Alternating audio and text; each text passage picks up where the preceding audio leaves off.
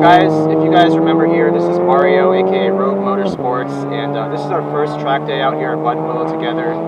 As you can see, he's brought his track S2000, not his $5,000 beater. Not the beater. Not the beater. I brought mine. Of course, he's worked on pretty much everything on this car since I bought it. He's installed the coilovers, he's done baffled oil pan, etc., etc. A lot of reliability mods, basically, and basic maintenance. So we're out here to basically shake down our cars.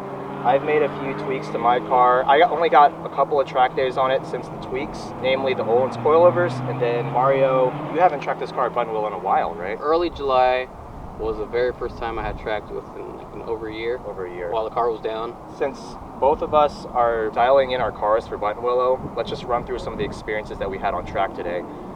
We've been through 3 sessions. There's one more session. Unfortunately, his clutch is pretty much done. But I'll get one more session. Ever since I switched to the Ohlins coilovers from the Ballade coilovers, which are essentially revalved, resprung PC coilovers, the stability of the rear end greatly improved. But at the same time, now I think I've hit the limit of how stable the rear end can feel without adding a rear wing. And that's where I think, going through Riverside, for example, with a long right-hand sweeper, if I try to take that at a minimum speed of 90 miles per hour or higher, the steering gets really twitchy. The rear end could step out at a blink of an eye, and it doesn't give you much confidence. With the rear wing, you can maintain close to 100. Yeah, no, I usually get in about 100, but now with this wing, with that wing, the no splitter, it makes it a little difficult to even carry 100 because I'm understeering so much.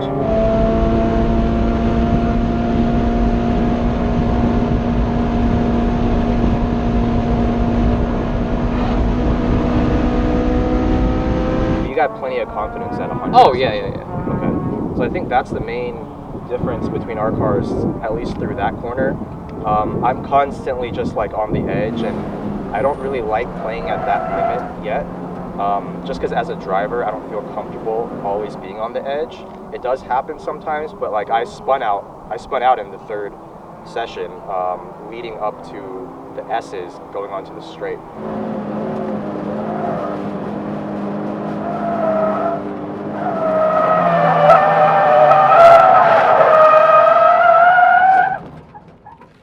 A lot of people say having a wing, even though yes, it makes you faster without you becoming a better driver, it also lets you get closer to the limit without freaking out as much. What it does also, it kind of masks a lot of the issues.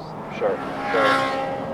So I'm kind of torn. I kind of want to just keep getting better as a driver with no aero, but at the same time, I'm getting to that point where like at a moment's notice, I could spin. Yeah. So, it definitely takes a lot longer, but you'll be a better driver in the long run. So I'm thinking I'll stick with this for a while, but once I get to a really, like maybe a 202, 203, that's when I can maybe justify a wing. Yeah. Other than that, I mean, our cars on paper are pretty similar. I mean, yours is a 2000 AP1. Yeah. Mine's an 02 AP1. So I've been here like, I want to say 5 times now. I ran a 205.2 my last time out here. And this time, actually, I think because I felt comfortable at this track now, I just went basically balls out, like for the very first lap. I was definitely overdriving, braking too late, overshooting apexes. It was pretty sloppy for the first 2 sessions. The 3rd session, I was building my way back up there. I ran a 205.9. I have one more session to basically see if I can improve on my last time. But besides that, we got plenty of track footage. We got multiple GoPros, helmet cams, and everything set up. So I hope you guys enjoy that, and see you guys next time.